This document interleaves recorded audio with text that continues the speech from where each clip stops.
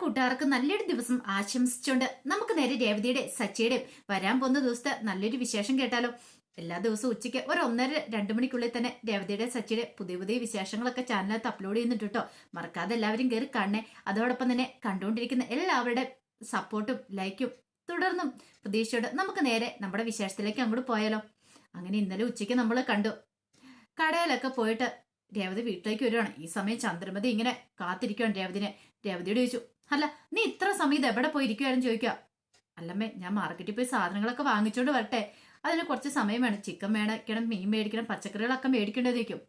എന്നാലും ഇതിന് മാത്രം സമയം എന്തിനാ? ഞാൻ കാണാത്ത മാർക്കറ്റൊന്നും അല്ലല്ലോ അതെന്ന് പറയണം. രേവതി ഒന്നും മിണ്ടിയില്ല. അതോ ഇനിയിപ്പോ നീ പോയ വഴിക്ക് എങ്ങോട്ടേലും പോയോ?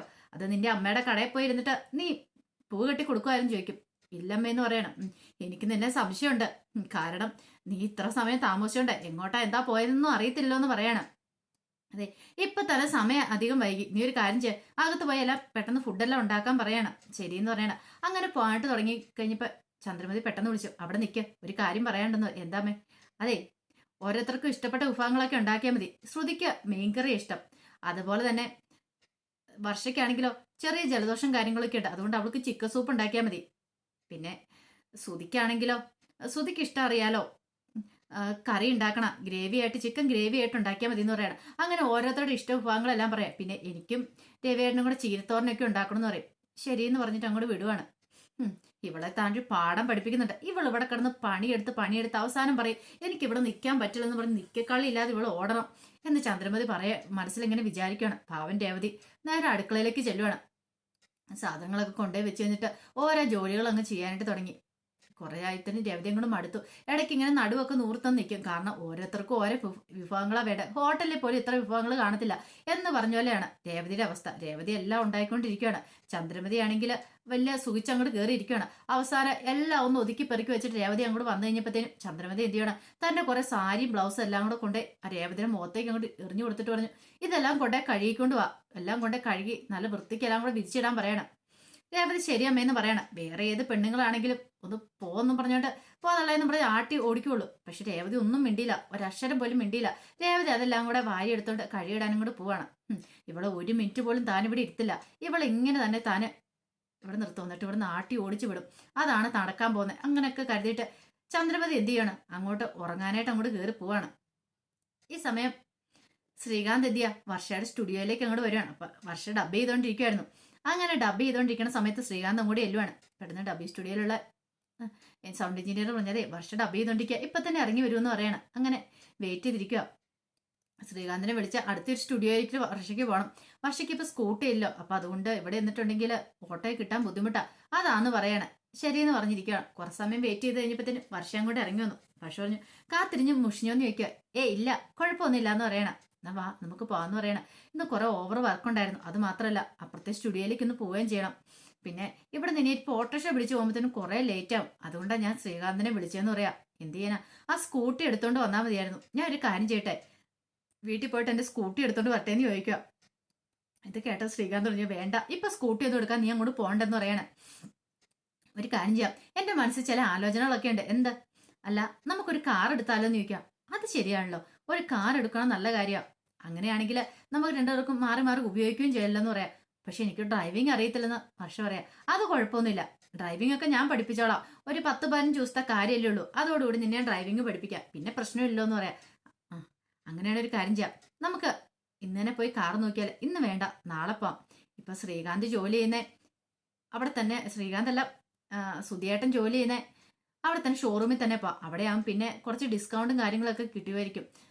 സുധിയേട്ടൻ അവിടെ ജോലി ചെയ്തോണ്ടിരിക്കുന്നതല്ലേ നിൽക്കുക. അത് ശരിയാ എന്ന് വർഷയും പറഞ്ഞു. ചിലപ്പോൾ അവിടെ ചെല്ലുമ്പോൾ നല്ല കാർ നോക്കി സെലക്ട് ചെയ്യാനായിട്ട് സുധിയേട്ടൻ സഹായിക്കുകയും ചെയ്യുമായിരിക്കും എന്ന് പറയാം. അത് ശരിയാ, പക്ഷേ സുധിയേട്ടൻ്റെ കാര്യമായിട്ട് മിക്കവാറും കമ്മീഷൻ അടിച്ചു മാറ്റാൻ ചാൻസ് ഉണ്ട്. എൻ്റെ ഏട്ടനെ എനിക്കെല്ലാം അറിയത്തുള്ളൂ എന്ന് പറയാണ്. ഇതായിട്ടും വർഷ ചോദിച്ചു, അങ്ങനെയൊക്കെ ചെയ്യുമെന്ന് ചോദിക്കും. സ്വന്തം ഏട്ടനല്ലേ, പിന്നെ ആ ഏട്ടനോ അനിയനെന്നുള്ള ചിന്തയൊന്നും എൻ്റെ സുധിയേട്ടനില്ല. ഇതെല്ലാം ഇതിനപ്പുറം ചെയ്യുന്ന ആളാന്ന് പറയണം. എന്നാൽ ശരി, ഒരു കാര്യം ചെയ്യാം, നമുക്ക് നാളെ രാവിലെ പോയി കാർ ഷോറൂമിൽ പോയി നോക്കാന്ന് പറഞ്ഞിട്ട് അവർ വീട്ടിലേക്ക് പോരുവാണ്. പിന്നീട് രാത്രിയായി കഴിഞ്ഞപ്പോഴത്തേന് എല്ലാവരും കിടന്നു. ആ സമയത്ത് ആ സച്ചി വരുന്നേ. സച്ചി വന്നു കഴിഞ്ഞപ്പോഴും രേവതി അടുക്കളയിൽ കിടന്ന് ജോലിയാണ്. ജോലി തീർന്നിട്ടില്ല. സച്ചി നേരെ അടുക്കളയിലേക്ക് വന്നു. ഇതെന്താ നിന്റെ ജോലി ഇതുവരെയായിട്ടും തീർന്നില്ലെന്ന് നിൽക്കും. ഇല്ല, ഇനി കുറച്ചുകൂടെ കഴുകാനുണ്ടെന്നും പാത്രം എല്ലാം കൂടെ കഴുകണമെന്ന് പറയണം. നോയിക്കഴിയുമ്പോൾ എല്ലാവരും കഴിച്ച പാത്രങ്ങൾ മൊത്തം സിങ്കിനകത്ത് കൂടിക്കിടക്കുക. ഇതെന്താ, ഇത് മൊത്തം ഉണ്ടല്ലോ, ഈ കുടുംബത്തിലെ പാത്രം മൊത്തം ഉണ്ടല്ലോ എന്ന് പറയാം. അത് പിന്നെ എല്ലാവരും കഴിച്ച പാത്രം. ഓഹോ, അപ്പൊ ഈ വീട്ടിലാരും കഴിച്ച പാത്രം പോലും കഴുകത്തില്ലേന്ന് ചോദിക്കാം. അല്ല, അത് പിന്നെ സച്ചേട്ടാ, ഇതേ ഒരു കാര്യം ഞാൻ പറയാം, അച്ഛന്റെ പാത്രം നീ വേണേ കഴിക്കണം. അച്ഛന് വയ്യാത്തല്ലേ, കഴുകി കൊടുക്കുന്നതിന് കുഴപ്പമില്ല. ബാക്കി എല്ലാവരുടെയും പാത്രം നീ എന്തിനാ കഴുകണേ? സുധിയുടെ പാത്രമൊക്കെ വേണമെങ്കിൽ അവരുടെ ഭാര്യമാര് കഴിയട്ടെ. അതുപോലെ തന്നെ ശ്രീകാന്തിന്റെ പാത്രം, പിന്നെ അമ്മയുടെ പാത്രമൊക്കെ അമ്മയ്ക്ക് കഴുകി വെച്ചാൽ എന്താ കുഴപ്പം? നീ എന്നെ ഇവിടുത്തെ വേലക്കാരിയാണെന്ന് വെക്കും. ഈ സച്ചേട്ട ഒച്ചപ്പാടും ബേളം ഉണ്ടാക്കല്ലേ, ഞാൻ ചെയ്തോളാന്ന് പറയാം. ദേ രേവതി, ഒരു കാര്യം ഞാൻ പറഞ്ഞേക്കാം, നീ ഇവിടെ ഇങ്ങനെ ജോലി ചെയ്യാൻ തുടങ്ങിയിട്ടുണ്ടെങ്കിൽ നീ ഒരു വേലക്കാരിയായിട്ട് ഇവിടെ അങ്ങോട്ട് അധപതിക്കുള്ളൂ എന്ന് പറയണം. അത് പിന്നെ എനിക്ക് കുഴപ്പമൊന്നും ഇല്ലാന്ന് പറയണം. നിനക്ക് കുഴപ്പം കാണത്തില്ല, പക്ഷെ എനിക്ക് കുഴപ്പമുണ്ട്. നിനക്കൊരു വയ്യായിക വന്നിട്ടുണ്ടെങ്കിലേ ഈ പറഞ്ഞ ആൾക്കാരും തിരിഞ്ഞു നോക്കത്തില്ല. ഞാൻ വേണം നിന്നെ കൊണ്ടുനടക്കാനെന്ന് പറയാം. അത് മാത്രമല്ല, അവൾമാരോട് നീ പറയണം, ജോലി ചെയ്യാൻ പറയണം. അടുക്കളയിൽ നീ മാത്രമല്ല കിടന്ന് ജോലി ചെയ്യുന്നതെന്ന് ചോദിക്കാം. അത് കുഴപ്പമില്ല, അവരൊക്കെ ജോലിക്ക് പോകുന്നതല്ലേ. ഓഹോ, അവരൊക്കെ ജോലിക്ക് പോകുന്ന, നീ വെറുതെ ഇവിടെ ഇരിക്കുക ആണല്ലോ അല്ലേ? രാവിലെ 5 മണിക്ക് നീ എഴുന്നേക്കുന്നതല്ലേ, വൈകുന്നേരം 10-11 മണി വരെ കിടന്ന് ജോലി. അവരെല്ലാം രാവിലെ ജോലിക്ക് ഇവിടെ സുഖമായിട്ട് വന്ന് കിടന്നുറങ്ങും. തിന്നു കഴിഞ്ഞിട്ട് കൈ കഴിയിട്ട് അങ്ങോട്ട് പോവാം. നേരത്തെയാണ് ഇവിടെ ജോലിക്കാരി ഉണ്ടായിരുന്നു. നീ വന്നോട് കൂടിയിട്ട് അമ്മ അവരെയും പറഞ്ഞു വിടുകയും കൂടെ ചെയ്തെന്ന് പറയണം. എന്ത് ചെയ്യാനാ, നിന്നെ കൊണ്ട് പണിയെടുപ്പിച്ച് കൊല്ലാൻ അമ്മയുടെ തീരുമാനം എന്ന് പറയണം. നിന്നെ പണിയെടുപ്പിച്ച് കൊന്നിട്ടുണ്ട് അമ്മയ്ക്ക് സമാധാനം ആവുമല്ലോ, അങ്ങനെ ഒരു ശല്യം അങ്ങോട്ട് മാറി കിട്ടുമല്ലോ എന്ന് പറഞ്ഞാൽ അമ്മ ഇരിക്കണം എന്ന് പറയാം. ഇതേ രവതി, ഒരു കാര്യം ഞാൻ പറഞ്ഞേക്കാം, ഇമാതിരി പരിപാടി നീ ഇനി ഏറ്റെടുക്കണം എന്ന് പറയും. സച്ചേട്ടാ എനിക്ക് കുഴപ്പമില്ല എന്നാൽ ഇതൊന്ന് ചോദിച്ചിട്ടുള്ളതെന്ന് പറഞ്ഞാൽ സച്ചി അങ്ങോട്ട് പോകാൻ തുടങ്ങിയപ്പോൾ രേവതി കയ്യിലേക്ക് അങ്ങോട്ട് കയറി പിടിച്ചു. എല്ലാവരും ഉറങ്ങാനായിട്ട് കിടന്നു. വെറുതെ പോയി ഒരു പ്രശ്നം ഉണ്ടാക്കണമെന്ന് പറയണം. ഒരു കാര്യം ചെയ്യാം, നീ എനിക്ക് കുറച്ച് വെള്ളം എടുത്തോണ്ട് വരുമ്പോൾ കുറച്ച് വെള്ളം കൂടെ എടുത്തോണ്ട് വരാൻ പറയണം. ചൂടുവെള്ളം എടുക്കട്ടെ എന്ന് ചോദിക്കണം. വേണ്ട, പച്ചവെള്ളം മതി. ഇനിയിപ്പം നീ ചൂടുവെള്ളം ഉണ്ടാക്കിക്കൊണ്ടിരുന്നത് അത് പിന്നെയും താമസമാവും. അതിന്റെ ആ കാര്യമൊന്നുമില്ല, നീ വരാൻ നോക്കുക, അതൊക്കെ അവിടെ കിടക്കട്ടെ എന്ന് പറയണം. സച്ചിയേട്ടൻ പോയിക്കോ, ഞാൻ വരാന്ന് പറയണം. പിന്നീട് സച്ചി മുറി പോയിരിക്കോ. കുറേ സമയം കൂടെ കഴിഞ്ഞിട്ടാണ് രേവതി വരുന്നത്. രേവതി ഒരു 10-11:30 സമയമായി. സച്ചി ഇങ്ങനെ നോക്കിയിരിക്കുക. രേവതി ആകെപ്പാടെ മടുത്താ കയറി വരുന്ന മുറിയിലേക്ക്.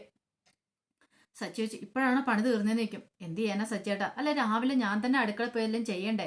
രാവിലെ ഏറ്റ് ചെയ്യുമ്പോൾ അടുക്കള വൃത്തിയായിട്ട് കിടന്നില്ലെങ്കിൽ ആകെപ്പാടെ പ്രാന്ത് പിടിക്കും എനിക്കെന്ന് പറയാം. പിന്നീട് വെള്ളം കൊണ്ട് കൊടുത്തിട്ട് പറഞ്ഞു, ഇത് കുടിക്കാൻ പറയണം. വെള്ളം വായിലേക്ക് വെച്ചു. ഇതെന്നാ തീ ചൂടാണല്ലോ എന്ന് പറയാം. അത് പിന്നെ സച്ചയുടെ തണുപ്പ് സമയമല്ലേ, അതുകൊണ്ടാ ചൂടായിക്കൊണ്ട് വന്നേന്ന് പറയാം. നീ ഇവിടെ ഇരിക്കാൻ പറയണം. അങ്ങനെ രേവതി ഇരുന്നു. രേവതിക്ക് നല്ല ക്ഷീണമാണ്. നീ ഫുഡും എല്ലാം കഴിച്ചോന്ന് ചോദിക്കും. ഇത് കേട്ടതും രേവതി പറഞ്ഞു കഴിച്ചെന്ന് പറയണം. പെട്ടെന്ന് രേവതിന്റെ മുഖത്തേക്ക് നോക്കി, നിന്റെ മുഖത്ത് നല്ല വിളർച്ചയുണ്ട്, നല്ല ക്ഷീണം ഉണ്ടല്ലോ എന്ന് പറയണം. അല്ല ഇന്ന് എന്താ ഉണ്ടാക്കിയെന്ന് ചോദിക്കും. ഇത് കേട്ടതും രേവതി പറഞ്ഞു, അത് പിന്നെ ശ്രുതിക്ക് മീൻകറി വേണമെന്ന് പറഞ്ഞിട്ട് മീൻകറി ഉണ്ടാക്കിയെന്ന് പറയും. പിന്നെ എന്തൊക്കെയാ ഉണ്ടാക്കിയത്? അങ്ങനെ ലിസ്റ്റ് അങ്ങ് പറയാണ്. വർഷയ്ക്ക് ചിക്കൻ സൂപ്പ് ഉണ്ടാക്കിയതും ശ്രുതിക്കും ശ്രീകാന്തിന് ചപ്പാത്തി മതി ചപ്പാത്തി ഉണ്ടാക്കിയതും എല്ലാവരുടെ ലിസ്റ്റ് അങ്ങ് നിരത്തുക. അവസാനം ചോദിച്ചു, നിനക്ക് വേണ്ടി നീ എന്താ ഉണ്ടാക്കിയെന്ന് ചോദിക്കും. എനിക്ക് വേണ്ടി ഉണ്ടാക്കിയതൊന്നുമില്ല, എനിക്ക് വേണ്ടി ജോലി ഉണ്ടായിരുന്നു പറയണം. ഇത് കേട്ട സച്ചിക്ക് അങ്ങോട്ട് സങ്കടവും ദേഷ്യം വന്നു. ഒരു കാര്യം ഞാൻ പറഞ്ഞേക്കാം, നാളെ മുതൽ ഈ പണി നീ അങ്ങോട്ട് നിർത്തിയാരെ. അവനോന് വേണമെങ്കിൽ അവനോന് ഉണ്ടാക്കി കൊടുക്കട്ടെ. എല്ലാവരുടെ വിചാരം എന്താ, ഇതെന്താ വല്ല ഹോട്ടലാന്നോ? ദേ എനിക്കങ്ങോട്ട് പെരുത്ത് കയറുന്നുണ്ട്. ഒരു സമാധാനം കിട്ടാത്ത അവസ്ഥ വൈകുന്നേരം വീട്ടിലേക്ക് വന്നിട്ടുണ്ടെങ്കിൽ. ഇതൊക്കെ കണ്ടു കഴിയുമ്പോൾ ഞാൻ പ്രതികരിച്ചു പോകുന്നത്. അപ്പൊ എന്നെ ആർക്കും കാണത്തില്ല, സച്ച് കൊള്ളരുതാത്തവനാന്നൊക്കെ പറയും. എന്റെ ഭാര്യനെ അങ്ങനെ വേലക്കാരിയാക്കേണ്ട ഞാൻ ഉദ്ദേശിച്ചിട്ടില്ല. നിനക്ക് ക്ഷീണം കാര്യങ്ങളൊക്കെ ഉണ്ട്, വീട്ടിലെ ജോലികൾ ചെയ്ത് മടുത്താന്ന് എനിക്കറിയാം. ഇത് കേട്ടപ്പോൾ തന്നെ രേവതി പറഞ്ഞു, എനിക്ക് നല്ല ക്ഷീണം തോന്നുന്നുണ്ട്, ഞാൻ കിടന്നോട്ടെ, രാവിലെ 5 മണിയാകുമ്പോൾ എഴുന്നേക്കണ്ടെന്ന് പറയും. ശരിയെന്ന് പറയണം. അങ്ങനെ രേവതി കിടക്കുവാണ്. സച്ചിക്കാണ് സങ്കടമൊക്കെ ഒന്നു. സച്ചി ഒരു കാര്യം തീരുമാനിച്ചു, ഇതങ്ങനെ വെറുതെ വിട്ടിട്ട് കാര്യമില്ല, അച്ഛനോട് പറയണം, ഒന്നെങ്കിൽ ഒരു വേലക്കാരനും കൂടെ നിർത്താൻ പറയണം. അല്ലാതെ എല്ലാവരും കൂടെ ഇവളുടെ തലയിലേക്ക് എല്ലാം കൂടെ കെട്ടിവെച്ചിട്ട് പാവം ഇത് ഇവിടെ അടുക്കള കിടന്ന് പണിത് ചാവുകൊള്ളുന്ന് സച്ചിക്ക് നന്നായിട്ട് തോന്നി. പിന്നീട് പിറ്റേ ദിവസം ഷോറൂമിലേക്ക് ചെല്ലുവാണ് ശ്രീകാന്തും വർഷയും കൂടെ. അങ്ങനെ ചെന്ന് കഴിഞ്ഞപ്പോഴത്തേനും വർഷ ശ്രീകാന്തിനോട് ചോദിച്ചു, നമുക്കൊരു കാര്യം ചെയ്താലോ, സുധിയേട്ടനെ ഒന്ന് വിളിച്ചാലോ എന്ന് ചോദിക്കണം. വേണ്ട, രാവിലെ സുധിയേട്ടന് ഷോറൂമിലേക്ക് പോകുന്നില്ല, ഇനിയിപ്പോൾ വിളിക്കേണ്ട കാര്യം എന്താ, നമുക്കണ്ട് കയറി ചെല്ലാന്ന് പറഞ്ഞ് അങ്ങോട്ട് കയറി ചെല്ലുവാണ്. അപ്പോഴത്തേനും ഒരു സെയിൽസ്മാൻ വന്നിട്ട് ചോദിച്ചു, അല്ല എന്താ സാർ എന്താ വേണ്ടതെന്ന് ചോദിക്കുകയാണ്. പറഞ്ഞു, പുതിയ കാറ് നോക്കാൻ വേണ്ടി വന്ന ആണോ, എന്നാ വരാനും പറഞ്ഞിട്ട് അങ്ങോട്ട് കൂട്ടിക്കൊണ്ട് പോയിട്ട് ഒരു കാറൊക്കെ കാണിച്ചിട്ട് പുതിയ മോഡലും കാര്യങ്ങളും എല്ലാം പറഞ്ഞു കൊടുക്കുകയാണ്. പെട്ടെന്ന് സുധി ചോദിച്ചു, ഇവിടെ സുധി ഇല്ലേന്ന് ചോദിക്കുകയാണ്. അല്ല ശ്രീകാന്ത് ചോദിച്ചു, ഇവിടെ സുധി ഇല്ലേന്ന് ചോദിക്കുകയാണ്. അല്ല സുധിയോ, അതാരാ? അല്ല സുധിയേട്ടൻ എൻ്റെ ഏട്ടനാന്ന് പറയാണ്, ഇവിടെ ജോലി ചെയ്തതാന്ന് പറയാണ്. അങ്ങനെ പേരുള്ള ആരും ഇവിടെ ഇല്ലല്ലോ എന്ന് പറയണം. അല്ല സുധീന്ദ്രൻ എന്ന പേരുള്ള ആരും അങ്ങനെയുള്ള ആരും ഇതുമായിട്ട് ഞാൻ കണ്ടില്ലെന്ന് പറയുന്നു ഇവിടെ വന്നതിന് ശേഷം. അപ്പോഴത്തേക്കും അവിടുത്തെ ഒരു സ്റ്റാഫ് അങ്ങോട്ട് വന്നു. അവരോട് ചോദിച്ചു, അല്ല ഇവിടെ സുധീന്ദ്രൻ എന്ന് പറയുന്ന ആരെങ്കിലും വർക്ക് ചെയ്യുന്നുണ്ടെന്ന് ചോദിക്കും. ഇല്ല അങ്ങനെ ആരും ഇല്ലോ എന്ന് പറഞ്ഞിട്ട് അയാൾ അങ്ങോട്ട് പോവുകയും ചെയ്തു. പെട്ടെന്ന് കൺഫ്യൂഷനായി. ഇപ്പം ഇതെന്താ, ഇപ്പം ഇനിയിപ്പം സുധേട്ടൻ ഇവിടെ തന്നെയല്ലേ ജോലി ചെയ്യുന്നത്? പെട്ടെന്ന് വർഷം വെച്ച് ഇവിടെ തന്നെയാണോ, അല്ല ഇവിടെ തന്നെ, ഇവിടെ ഈ ഒരു ഷോറൂം മാത്രമേ ഉള്ളെന്ന് പറയാണ്. ശ്രീകാന്തിന് ആ പാടെ കൺഫ്യൂഷൻ. അതെ, ഒരു മിനിറ്റ്, ഞാനൊന്ന് ഫോൺ ചെയ്തിട്ട് വരാമെന്ന് പറഞ്ഞിട്ട് വർഷാനും കൂടി ശ്രീകാന്ത് അങ്ങോട്ട് പോവാണ്. അപ്പൊ ശ്രീകാന്ത് പറഞ്ഞു, ഞാൻ സുധിയേട്ടനെ ഒന്ന് വിളിച്ചു നോക്കട്ടെ എന്നോർത്ത് വിളിക്കാൻ തുടങ്ങുവാണ്. ഈ സമയം സുധിയുടെ കൂട്ടുകാരനും പാർക്കിൽ ഇങ്ങനെ ഉല്ലസിച്ചിരിക്കുക, ബിസ്ക്കറ്റ് കഴിച്ചോണ്ടിരിക്കുക. ഇങ്ങനെ സുധി പറഞ്ഞു, ഈ ബിസ്ക്കറ്റിന് അത്ര ടേസ്റ്റ് പോരല്ലേ എന്ന് ചോദിക്കുക. കഴിഞ്ഞ പ്രാവശ്യത്തെ ബിസ്ക്കറ്റാണ് സൂപ്പർ ടേസ്റ്റ് എന്ന് പറഞ്ഞിട്ട് ഇപ്പൊ പകുതി മുക്കാൽ തിന്ന് തീർത്തല്ലോ എന്ന് പറയാം. അത് പിന്നെ ബ്രോ, നമ്മളിങ്ങനെ ഓരോന്ന് വർത്താനം പറഞ്ഞിരിക്കുമ്പോ അറിയാതെ അങ്ങ് തിന്നു പോകുന്നല്ലേ എന്ന് പറയാണ്. ഇന്നലത്തെ കളി കണ്ടായിരുന്നു ചോദിക്കും, ഇന്ത്യയുടെ ക്രിക്കറ്റ് കളി. പിന്നെ എനിക്ക് അതൊന്നും ഇഷ്ടമില്ലെന്ന് പറയണേ. കളി ഇഷ്ടമില്ലേ എന്റെ പൊന്നു, താനൊക്കെ എന്തൊരു മനുഷ്യനാണെന്ന് സുധിയുടെ അളി ചോദിക്കുക. അതെനിക്ക് ഈ ക്രിക്കറ്റ് കളി ഒന്നും ഇഷ്ടമില്ല, ഞാനാണ് TV കാണുന്ന ഈ ബിസിനസ് വാർത്തകളെ കൂടുതൽ കാണുന്നേ, അതൊക്കെയാ കാണുന്നതെന്ന് പറയാം. ഓഹോ, അമേരിക്കയുടെ ചൈനയുടെ അതിനെ കുറിച്ചൊക്കെ എനിക്ക് കൂടുതലായിട്ട് അറിയാവുന്ന പറയാണ്. അവിടുത്തെ സാമ്പത്തിക പ്രതിസന്ധിയെ കുറിച്ചൊക്കെയാ ഞാൻ നോക്കണേന്ന് പറയാം. ഓഹോ, അപ്പൊ അതാണ് കാര്യം. ഇനിയിപ്പോ അവിടെ സാമ്പത്തിക പ്രതിസന്ധി ഉണ്ടായിട്ടുണ്ടെങ്കിൽ താങ്കൾ അങ്ങ് ചെന്നാ മതി. അവിടെ ചെന്ന് ബിസിനസ് ചെയ്തിട്ടുണ്ടെങ്കിൽ അവിടുത്തെ എല്ലാ പ്രതിസന്ധിയും തീരുമല്ലേന്ന് ചോദിക്കുവാണ്. ഇത് കേട്ട് കഴിഞ്ഞപ്പം സുധീരൻ എന്നെ കളിയാക്കിയതല്ലേന്ന് ചോദിക്കും. പിന്നല്ലാതെ എന്റെ പൊന്നോടോ, ആസ്വദിക്കേണ്ട സമയത്ത് ആസ്വദിക്കേണ്ട കാര്യങ്ങളൊക്കെ ആസ്വദിക്കാം. എപ്പ നോക്കിയാലും ഒരു സാമ്പത്തികത്തിന്റെ കാര്യം, ബിസിനസിന്റെ കാര്യം, എന്നിട്ട് വല്ലയിടത്തും എത്തുന്നുണ്ടോ അതൊട്ടും ഇല്ലാതാനും പാർക്കിൽ വന്ന് ഇങ്ങനെ ചൊറിയും കുത്തിനെ കടലേം തിന്നുകൊണ്ടിരിക്കുക. നാണം ഇല്ലെന്ന് പറയണേ. അതെ, ഒരു കാര്യം ഞാൻ പറഞ്ഞേക്കാം, അടുത്ത ആഴ്ചയാണ് എന്റെ പലിശ തരേണ്ട ദിവസം. അത് മുടങ്ങിയിട്ടുണ്ടെങ്കിൽ നമ്മുടെ ഫ്രണ്ട്ഷിപ്പ് ഒക്കെ അങ്ങോട്ട് വേറെ ആവുമെന്ന് പറയാം. അതൊന്നും കുഴപ്പമില്ല, അടുത്ത ആഴ്ചയല്ലേ ഞാൻ തന്നേക്കാന്ന് പറയാണ്. അങ്ങനെ സംസാരിച്ചുകൊണ്ടിരിക്കുന്ന സമയത്ത് ശ്രീകാന്ത് ഫോൺ ചെയ്യുവാണ് സുധീനെ. പെട്ടെന്ന് സുധി കോൾ എടുത്തു. അല്ല, എന്താ ശ്രീകാന്ത്, എന്താ വിളിച്ചതെന്ന് ചോദിക്കുകയാണ്. അല്ല, സുധിയാണിത് എവിടെയാ? അത് ഞാനേ കമ്പനിയിലുണ്ട്, ഒരു ക്ലയന്റുമായിട്ട് ചർച്ചയിലാന്ന് പറയാണ്. ഓ അങ്ങനെയാണോ? അല്ല, ഞങ്ങൾ കമ്പനിയിലുണ്ടെന്ന് പറയണം. ആണോ? ആഹാ എന്ന് പറയണ. പെട്ടെന്നാന്ന് ഓർത്ത്, അയ്യോ കമ്പനിയിലോ, എന്ത് ചെയ്യണമെന്ന് അറിയത്തില്ല. സുധിക്ക് ആകെപ്പാടെ ടെൻഷൻ ആയിപ്പോയി. നിങ്ങൾ എന്തിനാ ഇപ്പൊ കമ്പനിയിലേക്ക് വന്നേ? അത് പിന്നെ ഞങ്ങളൊരു വണ്ടി നോക്കാനായിട്ട് വന്നു, ഒരു കാർ നോക്കാൻ വന്നാ നിങ്ങൾക്കൊന്ന് വിളിച്ചിട്ട് വന്നുകൂടാന്ന് ചോദിക്കുകയാണ്. അതിപ്പോ വിളിക്കേണ്ട കാര്യമില്ലോ, രാവിലെ ഷോറൂമിലേക്ക് സുധിയേട്ടൻ പോന്നിട്ടുണ്ടായിരുന്നല്ലോ, അതുകൊണ്ട് ഇങ്ങോട്ട് വന്നാന്ന് പറയണം. ഇവിടെ വന്ന് ഇവരോട് ചോദിച്ചു കഴിഞ്ഞപ്പോ ഇങ്ങനെ സ്റ്റാഫിനെ അറിയത്തില്ലെന്ന് അവര് പറയണേ. ആരാ അങ്ങനെ പറഞ്ഞേ? അതിവിടെയുള്ള സ്റ്റാഫ് പറഞ്ഞു പറയണം. ഇത് കേട്ടും നിന്ന് വേർക്കുവാണ് സുധി. എന്ത് ചെയ്യണമെന്ന് അറിയത്തില്ല, ആകെപ്പാടൊരു വെപ്രാളവായിപ്പോയി. എല്ലാ കള്ളത്തരങ്ങളും പൊളിഞ്ഞു. ഇനി ഇപ്പൊ എന്ത് ചെയ്യും? പെട്ടുപോയ തന്നെയെന്ന് ഓർത്തുകൊണ്ട് പെട്ടെന്ന് പറഞ്ഞു, അതെ ആരാ പറഞ്ഞ ആ സ്റ്റാഫിന്റെ ഒന്ന് കൊടുക്കാൻ പറയണം. കാരണം സുധിക്ക് മനസ്സിലായി പുതിയ സ്റ്റാഫാണ്. കാരണം പഴയ സ്റ്റാഫായിരുന്നെങ്കിൽ അറിയായിരുന്നു, തന്റെ പേര് പറഞ്ഞ ചിലപ്പോൾ നേരത്തെ വർക്ക് ചെയ്തായിരുന്നു, ഇവിടെ ഇല്ലെന്നൊക്കെ പറഞ്ഞേനും. പക്ഷെ അങ്ങനെ പറഞ്ഞിട്ടില്ല. അപ്പൊ അതിനർത്ഥം തന്നെ അറിയാൻ പാടില്ലാത്ത ആരോ ആണ്, പുതിയതായിട്ട് വന്ന സ്റ്റാഫാണ്. പെട്ടെന്ന് അയാളുടെയിലേക്ക് ഫോൺ കൊടുത്തു. സുധി എന്ത് ചെയ്യാണ്, കുറെ ഇംഗ്ലീഷിൽ ഒരു കാച്ചങ്ങട് കാച്ചു കാണും. ഞാനേ ഹെഡ് ഓഫീസിൽ നിന്നാണ് വിളിക്കുന്നത്. ഹെഡ് ഓഫീസിലെ സീനിയർ എക്സിക്യൂട്ടീവാ. സുധീന്ദ്രൻ അങ്ങനെയൊക്കെ പറഞ്ഞുകൊണ്ട് ഒരു കാച്ചങ്ങോട് കാച്ചുവാണ്. അവസാനം അയാൾ ഓർത്ത്, ദൈവമേ ഇവിടുത്തെ സ്റ്റാഫ് തന്നെ ഹെഡ് ഓഫീസിൽ നിന്നല്ലൊക്കെയല്ലേ വിളിക്കണേ. അപ്പൊ ആകെപ്പടെ പെട്ടുപോയി. പിന്നെ സാറെന്നൊക്കെ പറഞ്ഞാൽ സംസാരം. അവസാനം ഫോൺ വെച്ച് കഴിഞ്ഞപ്പോഴത്തേനും ആകെപ്പാട് ടെൻഷനായിപ്പോയി അയാൾക്ക്. അയാൾ വന്നിട്ട് ശ്രീകാന്തിന്റെ അടുത്ത് വന്നിട്ട്, സോറി കേട്ടോ സാർ, എനിക്ക് അറിയത്തില്ലായിരുന്നു, ഇത് ഹെഡ് ഓഫീസിൽ നിന്നാണ് ഇപ്പൊ വിളിച്ചേ, ആ സാറായിരുന്നോ, എനിക്ക് അറിയില്ലായിരുന്നൊക്കെ പറയാം. അയാൾക്ക് ശരിക്കും അറിയത്തില്ല, ഹെഡ് ഓഫീസിൽ നിന്നാന്ന് പറഞ്ഞപ്പോ അയാൾ ഓർത്ത് എന്താ ഇവരുടെ ഏട്ടൻ ഹെഡ് ഓഫീസിൽ അങ്ങനെ ജോലി ചെയ്യുന്നേ, അപ്പൊ അതുകൊണ്ട് അങ്ങനെയൊക്കെ വിചാരിച്ചോണ്ട് അയാൾ സോറിയൊക്കെ പറയുന്നു. അങ്ങനെ ഫോൺ മേടിച്ചു കഴിഞ്ഞിട്ട് ശ്രീകാന്തിനോട് സുധി പറഞ്ഞു, അതെ ഒരു കാര്യം ചെയ്യാം, ഇപ്പൊ നിങ്ങൾ കാറൊന്നും നോക്കണമെന്ന് പറയാം. അതെന്താ? അതെ, അടുത്ത ആഴ്ച നല്ലൊരു ന്യൂ മോഡൽ വരുന്നുണ്ട്. ന്യൂ മോഡലോ? അതേനെ, ഒരു 10 ലക്ഷത്തിന് കാറാ, ഞാനൊരു 6 ലക്ഷം രൂപയ്ക്ക് മേടിച്ചതാ. അത് മാത്രമല്ല കേരളത്തിൽ അത് ആദ്യമായിട്ട് ഇറങ്ങാൻ പോകുന്നത്. അപ്പൊ ആ കാർ നിങ്ങൾക്ക് സ്വന്തമാക്കാന്ന് പറയാം. ഇപ്പൊ തൽക്കാലത്തേക്ക് നിങ്ങൾ ഷോറൂമിൽ നിന്ന് പോയിക്കോളാൻ പറയാം. അല്ല അല്ല സുധിയായിട്ട്, അത് പിന്നെ 1-2 കാർ ഞങ്ങൾ നോക്കിയായിരുന്നു, അതൊന്നും കുഴപ്പമില്ല, നമുക്ക് അടുത്ത ആഴ്ച തീരുമാനിക്കാന്ന് പറയണം.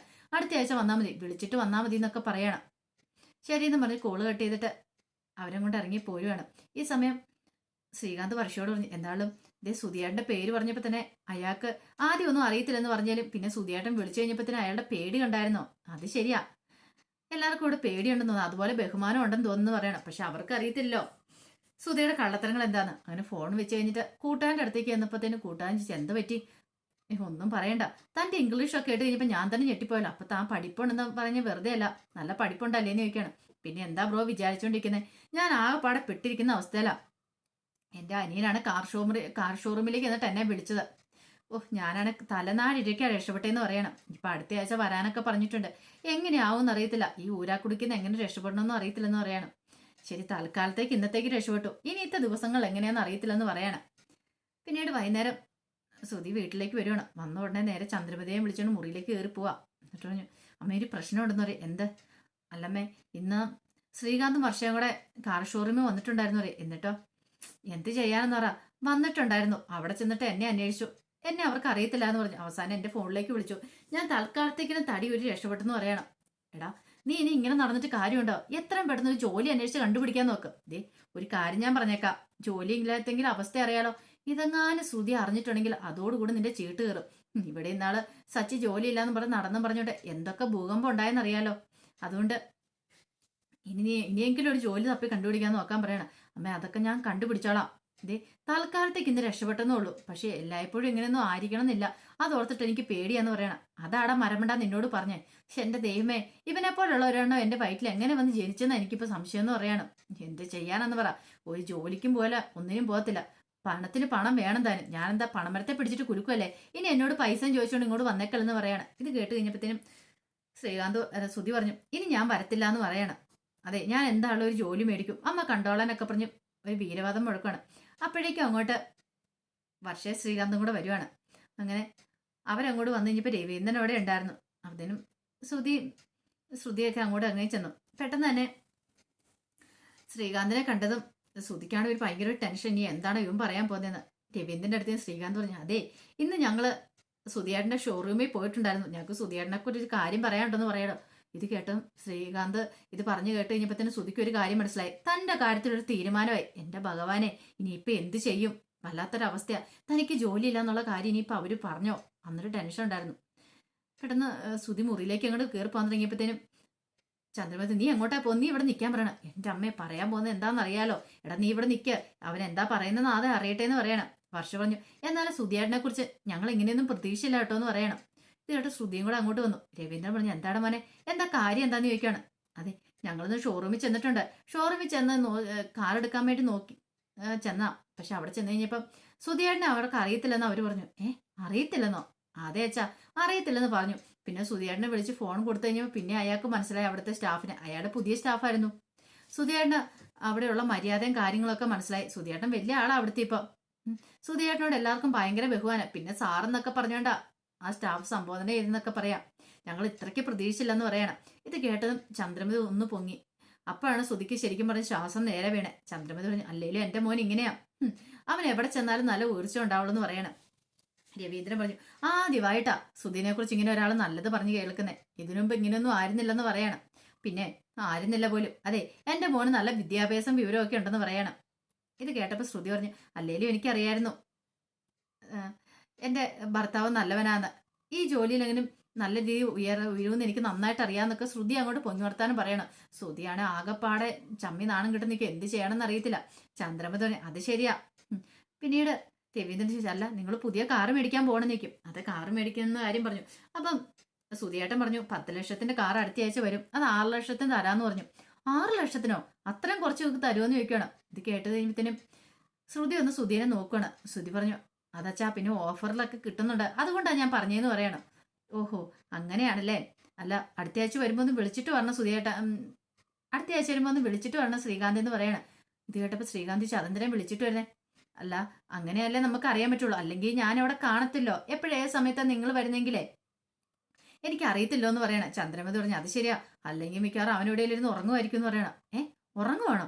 അല്ല, ഷോറൂമിലേക്ക് ആകുമ്പത്തേന് ചിലപ്പോൾ പുതിയ കാറൊക്കെ നോക്കി അതിൻ്റെ അകത്ത് സീറ്റിലൊക്കെ കയറി ഇരുന്നപ്പോൾ അറിയാം, ചിലപ്പോൾ ഉറങ്ങിയൊക്കെ പോവേ. അങ്ങനെയാന്ന് പറയണം.